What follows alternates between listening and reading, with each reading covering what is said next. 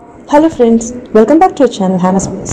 Just in case if you are watching this channel for the first time, do subscribe to the channel and hit the bell icon so that you don't miss the future updates. இன்னைக்கு நம்ம பார்க்க போகிறது ஒரு saree ஒரு 25 ல இருந்து ஒரு 30 years old சாரியோட பார்டரை எப்படி சேவ் பண்ணலாம் தான். which means நம்ம எல்லார் வீட்லயும் ஒரு ஓல்ட் saree இருக்கும் இல்லையா. ஸோ இந்த saree அம்மா எல்லாம் பத்திரமா வச்சுருப்பாங்க. ஆனால் அந்த சாரியில் என்ன ப்ராப்ளமாக இருக்கும்னா இந்த பார்டர் சைடில் மட்டும் நமக்கு என்ன ஆகிடும், அந்த இலைகள் வந்து அப்படியே பிரிஞ்சு வர தொடங்கிடும். ஸோ உள்ளே வந்து பாடி கிளாத் நல்லாயிருக்கும், ஆனால் அதோட பார்டர் மட்டும் கொஞ்சம் பிரிய தொடங்கிடும். ஸோ இதை நம்ம எப்படி பண்ணிக்கலாம்னா, நம்ம saree ஃபால்ஸ் வச்சு ஸ்டிச் பண்ணி வச்சுட்டோம். இதோட லைஃப்பை வந்து கொஞ்சம் கூட நம்ம எக்ஸ்டெண்ட் பண்ணிக்கலாம். இது வந்து ஓல்ட் saree மட்டும் கிடையாது, நியூ சாரீஸ்க்கும் நம்ம இந்த மாதிரி பண்ணுறோம். இது saree ஃபால்ஸ் வச்சு கட்டி பழகினவங்களுக்கு அது ரொம்ப கம்ஃபர்டபுளாக இருக்கும். சீக்கிரமாக அந்த காட்டன் சாரிக்காக இருக்கட்டும் ஆர் நார்மல் ஷிஃபன் சாரிக்காக இருக்கட்டும், இது வச்சு நம்ம ஸ்டிச் பண்ணி பழகிட்டோம்னா அது கொஞ்சம் பார்டர் கொஞ்சம் கொஞ்சம் கூட ஹெவி ஆர் கொஞ்சம் வெயிட் கொடுக்கும், டக்குன்னு தூக்காது, அந்த ப்ளீட்டோட சேர்ந்து நிற்கும். அது கொஞ்சம் நல்ல கம்ஃபர்ட் இருக்கும் இந்த saree ஃபால்ஸ் வச்சு தச்சு. அது கட்டி பழகணும்னு கண்டிப்பாக தெரியும்.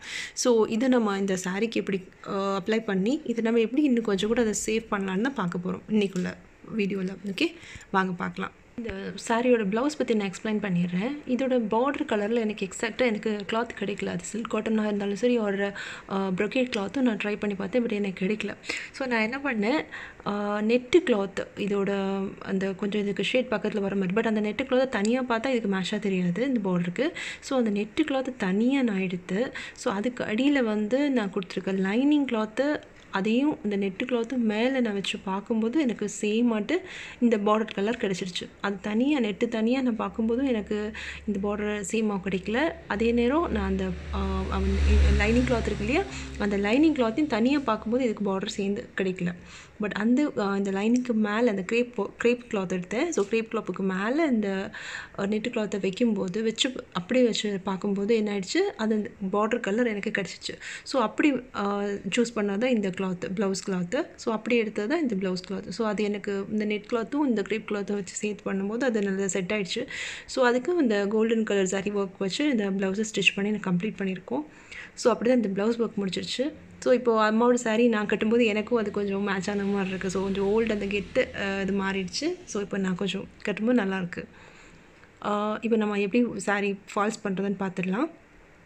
இதை நான் பேப்பரில் எக்ஸ்பிளைன் பண்ணுறேன். என்னென்னா, இதுவே ஃபுல் சாரின்னு ஜஸ்ட் எடுத்துக்கோங்க. இந்த சாரியில் என்ன பண்ணுறோம், நம்ம ஃபுல்லாக இல்லை பாதியில் வந்து நம்ம ஹெட் சைடில் ப்ளீட் எடுக்கிறதுக்கும் மேலே வந்து முந்தான பார்ட்டும் நம்ம எடுக்கிறோம்.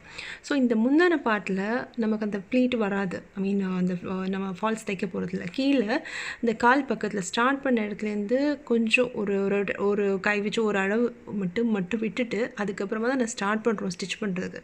அப்படி தொடங்கும்போது ஸ்ட்ரைட்டாக பாதியில் வந்து கம்ப்ளீட் ஆகும் இந்த saree ஃபால்ஸ். எப்போவுமே நம்ம கடையில் வாங்கும்போது நமக்கு அவ்வளோதான் கிடைக்கும், அதுக்கு மேலே கொடுக்க மாட்டாங்க. ஏன்னா அது இருக்காது, நம்ம அந்த மேலே முந்தின போட வந்துடும்ல அந்த இடத்துலலாம் நமக்கு அது வராது saree ஃபால்ஸ் துணி அதில் பத்தாது. நமக்கு எப்போவுமே ஸ்டார்ட் பண்ணுற இடத்துலேருந்து அந்த நேர் பாதியில் தான் முடியும். இப்போ நான் எடுத்துருக்கிறது வந்து நம்ம 10 நீடிலும் அந்த பார்டர் கலரில் த்ரெட்டு கீழே, இப்போ நம்ம saree எடுக்கும்போது கீழே பார்டரில் என்ன வச்சு தைக்க போகிறோமோ, ஸோ கீழே அந்த பார்டருக்கு கலரில் தான் த்ரெட் எடுப்போம். நம்ம கிளாத்து ஃபால்ஸ் எடுக்கும்போது கூட saree கலர் எடுக்க மாட்டோம், அந்த பார்டர் கலர் தான் அந்த ஃபால்ஸ் துணி கூட நம்ம எடுக்கணும். ஸோ இப்போ நம்ம அதுக்கு நீடில் நம்பர் 10 நான் எடுத்திருக்கேன். ஸோ அதில் இந்த பார்டர் கலர் கீழே இதோட டார்க் ப்ளூ இருக்கு இல்லையா, அந்த ப்ளூ கலரில் தான் நான் காட்டன் த்ரெட் எடுத்திருக்கேன், டபுள் ஸ்டாண்ட் போட்டு வச்சுருக்கேன். இதுதான் நம்ம ஸ்டார்ட் பண்ண போகிறோம். கால் பகுதியில் இருக்கு இல்லையா சாரியோட கால் பகுதி, அதில் இவ்வளோ இடம் நம்ம விட்டுட்டு அதுக்கப்புறமா இந்த ஃபால்ஸை நம்ம அதுக்கு மேலே வச்சு ஸ்டிச் பண்ணுறதுக்கு ஸ்டார்ட் பண்ண போகிறோம். இந்த ஃபால்ஸ் வைக்கும்போது நம்ம ஒன்று கவனிக்கணும், அந்த ஃபால்ஸில் ஏற்கனவே அவங்க ஸ்டிச் பண்ணியிருந்திருப்பாங்க, அவங்க டபுள் சைட் ஸ்டிச் பண்ணி தான் கொடுத்துருப்பாங்க, ரெடிமேடாகவே அதில் அப்படி தான் இருக்கும். அந்த தையல் வந்து உள்ளால் வர மாதிரி நம்ம வைக்கணும். அதாவது சாரியோட கெட்ட பகுதியும் அந்த ஃபால்ஸோட கெட்ட பகுதியும் சேர்ந்துருக்கணும். ஓகேவா, நம்ம வெளியிலோடி பார்க்கும்போது அந்த தையல் அவங்க தைச்சிருக்க அந்த தையல் நமக்கு வெளியில் தெரியக்கூடாது, அது மாதிரி நம்ம திருப்பி வைக்கிறோம். ஸோ அந்த சாரியோட கெட்ட பகுதிக்கு மேலே நம்ம இந்த ஃபால்ஸோட பேக் சைடு நம்ம திருப்பி வைக்கணும். அப்படி வச்சு தான் அந்த தையல் நமக்கு எந்த சைடில் பார்த்தாலும் நமக்கு அந்த ஸ்டிச்சிங் வெளியில் தெரியாதது மாதிரி நமக்கு இருக்கணும். இப்போ நான் இந்த ஒரு பாதி இடம் விட்டுட்டு கொஞ்சம் இடம் விட்டுட்டு இப்போ நம்ம ஸ்டார்ட் பண்ணுறோம். எப்படி ஸ்டார்ட் பண்ணுறோன்னா, இந்த ஃபால்ஸ்க்கு உள்ளாலேருந்து தையல் எடுத்து அந்த எண்ட்லேயே ஸ்டார்ட் பண்ணுறோம். இப்போ தைக்க போகும்போது என்ன பண்ணணும், அந்த பார்டரோட சேர்த்து இது வைக்கணும். அதோட இறங்கிடவும் கூடாது, கொஞ்சம் மட்டும் அந்த வெளியில் தெரியாத லெவலுக்கு இதை சேர்த்து வச்சு தான் நம்ம ஸ்டிச் பண்ண ஸ்டார்ட் பண்ணுவோம். ஏன்னா இது நாளாக வந்து அது கொஞ்சம் அந்த ஃபால்ஸ் கொஞ்சம் கீழே வர தொடங்கிடும். ஸோ அதனால் நம்ம எப்போவுமே ரொம்ப தாத்து போடாமல் கொஞ்சம் அந்த ஃபால்ஸ்க்கு அந்த பார்டருக்கு கொஞ்சம் மேலே வர மாதிரியே வச்சதை ஸ்டிச் பண்ண தொடங்கணும். இப்போ ஸ்டிச் பண்ணும்போது என்னென்னா வெளியில் வந்து கொஞ்சோண்டு தையல் தெரியணும், ரொம்ப தெரியக்கூடாது. சேம் கலர் நம்ம த்ரெட் எடுத்துருக்கிறதுனால கொஞ்சம் தெரிஞ்சால் பரவாயில்ல. ஒரு சின்ன ரன்னிங் ஸ்டிச் தான் போடுறோம். ரன்னிங் ஸ்டிச் போடும்போதும் வெளியில் கொஞ்சமாக த்ரெட் மட்டும் தெரிஞ்சால் பரவாயில்ல. ஆனால் அந்த லாங்காக வர ஸ்டிச் எல்லாம் நம்ம உள்ளாலேயும் அந்த ஷார்ட் ஸ்டிச் அந்த பார்டர் மேலேயும் தெரிகிற மாதிரி இருக்கணும். அப்போ தான் நம்ம வெளியில் த்ரெட் தெரிஞ்சாலும் கொஞ்சோண்டு தெரியும், ரொம்ப தெரியாது. ஸோ அதுக்கேற்ற மாதிரி தான் இப்போ ஸ்டிச் பண்ணணும். இப்போ போடுறது நீங்கள் பார்க்குறீங்க. ஸோ இது மாதிரி தான் ஃபால் சைடில் வச்சு தைச்சிட்ருக்கோம். வெளியில் வந்து லாங் ஸ்டிச் அந்த லாங் த்ரெட் தெரியும். அதுக்கு உள்ளால் வரும்போது பார்டர் மேலே வரும்போது ஜஸ்ட் இன்சர்ட் பண்ணி வெளியில் எடுத்துடுறோம். அவ்வளோ மட்டும்தான் அந்த ஒர்க் பண்ண போகிறோம். நெக்ஸ்ட்டு கொஞ்சம் நீக்கி போடும்போது அந்த ஒர்க்கெல்லாம் இந்த ஃபால் சைடில் மட்டும்தான் நம்ம பண்ணுறோம்.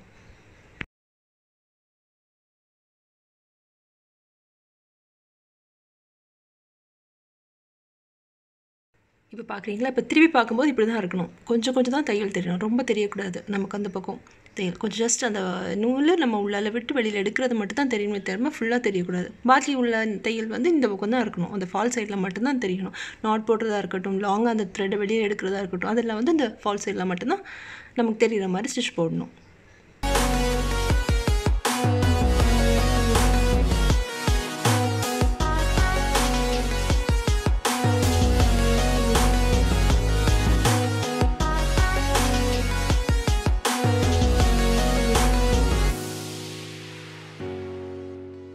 ஸோ இப்படி தான் இருக்கும். கொஞ்சம் தூரத்தில் ஸ்டிச் பண்ணிவிட்டு காட்டியிருக்கேன் பாருங்கள். அதோட ஃபால்ஸ் நமக்கு வெளியிலே தெரியல. அது உள்ளால வச்சு தான் நம்ம நீட்டாக ஸ்டிச் பண்ணியிருக்கோம்.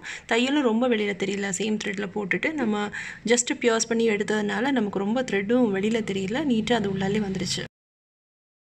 இப்போ சாரியோட உள்பக்கம் பார்க்குறீங்க. உள்பக்கத்தில் இந்த ஃபால் சைடில் அது நீட்டாக அதுவும் மேலேயும் ஸ்டிச் பண்ணிட்டேன். கீழே பார்டர் பக்கமாக நம்ம ஸ்டிச் பண்ணியாச்சு. இப்போ மேலேயும் ஸ்டிச் பண்ணியிருக்கோம். இப்போ பார்டருக்கு கீழே வந்து எப்படி ப்ளூ கலர் கொடுத்தோமோ அந்த ஃபால்ஸ் மேலே அந்த தையல் வர இடத்துல நம்ம வந்து மெரூன் கலர் கொடுக்கணும். அந்த சாரியோட கலரில் வச்சு தான் ஸ்டிச் பண்ணணும். ஃபால்ஸ் கலர் வந்து டார்க்காக இருந்தாலுமே நம்ம வெளியில் த்ரெட்டு தெரிகிறது வந்து நமக்கு வந்து அந்த சாரீ கலர்லாம் தெரியும். ஸோ அதனால சாரீ கலர்லேயே நம்ம த்ரெட் கொடுத்து அதில் ஸ்டிச் பண்ணணும்.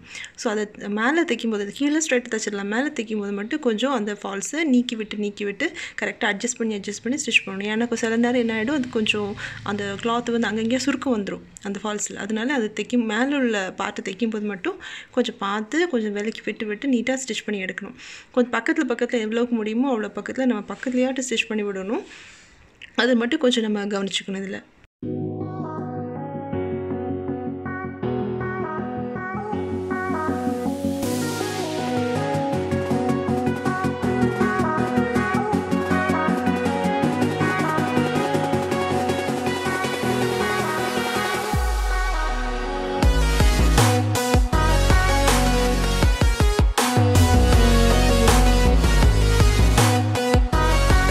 இந்த ரன்னிங் ஸ்டிச் போடும்போது ஒன்று கவனிக்கணும். என்னென்னா நம்ம ஒரு 5 டைம்ஸ் ஸ்டிச் போட்டுட்டு உடனே ஒரு லாக் ஸ்டிச் போடணும். 5 டைம்ஸ் நம்ம ஸ்டிச் போட்டுக்கிறோம். நெக்ஸ்ட் ஸ்டிச் 6th ஸ்டிச் எப்போவுமே வந்து லாக் ஸ்டிச் போடணும். அதுதான் வந்து கொஞ்சம் கூட நமக்கு அந்த ரன்னிங் ஸ்டிச்சை கொஞ்சம் கூட ஸ்ட்ராங் ஆகும். சும்மா கண்டினியூஸாக போட்டுட்டு போனால் ஏதாவது ஒரு இடத்துல ஒரு நெயிலோ இல்லை கொலுசோ லைட்டாக பட்டுடுச்சுன்னா அந்த நூல் ஃபுல்லாக இழுத்துட்டு வந்துடும். ஸோ அதுக்காக நம்ம வந்து எப்போவுமே லாக் போடுறது பெட்டர். ஸோ இதுதான் ஃபைனலான ஒரு அவுட்புட். சாரியை பார்த்தீங்களா உள்ளால எப்படி இருக்குன்னா ஒரு ராங் சைடு நம்ம நார்மலாக ஒரு ப்ளைனாக இருக்கிறதுக்கும் பார்த்தீங்களா 2 சைடு டிஃப்ரென்ஸ் பார்த்தீங்களா. ஒரு பார்டர் கீழேயும் மேலேயும் நான் வந்து கம்ப்ளீட் பண்ணிட்டேன். இப்போ இந்த பார்டர்ஸ் வந்து நமக்கு சேவ் ஆயிடுச்சு. ஸோ இதுதான் கம்ப்ளீட் அவுட்புட். ஸ்டிச்சும் வெளில தெரியல பாருங்கள், எவ்வளோ நீட்டாக இருக்குது. உங்களுக்கும் பிடிச்சிருக்குன்னு நம்புகிறேன். பிடிச்சிருந்தனா சேனலை சப்ஸ்கிரைப் பண்ண கண்டிப்பாக மறக்காதீங்க. இன்னும் நெக்ஸ்ட் வீடியோவில் பார்க்கலாம். தேங்க்யூ ஃபார் வாட்சிங். Take care.